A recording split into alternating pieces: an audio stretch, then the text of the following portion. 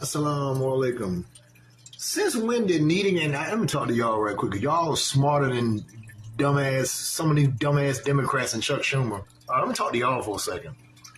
Since when did needing an ID to do something as serious as voting become racist? What the fuck is racist about needing an ID? You need an ID for all kinds of shit. You gotta have an ID. I even went and voted one time, and I pulled my ID out, and they said, "Oh, you're not going to need that, sir." I said, "What do you mean? This is my ID. I am, John Doe, and here's my ID." "Well, we don't require an ID." Like, goddamn. And then through all this Democratic politicians in my face, vote for this person, vote for I ain't voting for shit. Huh? I'm showing you my ID. You don't want to see my ID? Oh, if you are a migrant over here, you can vote without an ID, and they gave you a social security number.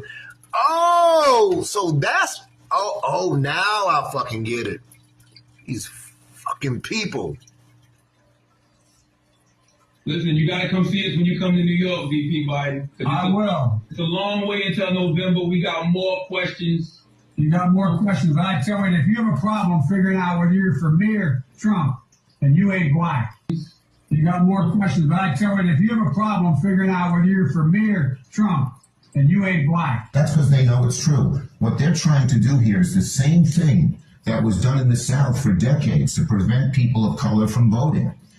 For instance, if you change, you're a woman who got married and changed your last name, you won't be able to show ID and you'll be discriminated against. If you can't find a birth certificate or a proper ID, you'll be discriminated against. This is vicious and nasty. And I said to our Republican colleagues, it will not pass the Senate. You will not get a single Democratic vote in the Senate. We're not reviving Jim Crow all over the country. And when the American people hear what exactly it is doing and what its intent is doing, they're going to be against it as well. A new Pew Research poll that 95% of Republicans, but also 71% of Democrats like this idea. So why do you not? It's Jim Crow 2.0, and I called it Jim Crow 2.0, and the right wing went nuts all over the internet. That's because they know it's Civil War ends. The U.S. government enters Reconstruction with 3 amendments to the Constitution. Slavery is abolished, and former slaves are granted citizenship and the right to vote. At the state and local level, white Southern Democrats implement laws to suppress the political and economic gains made by African Americans.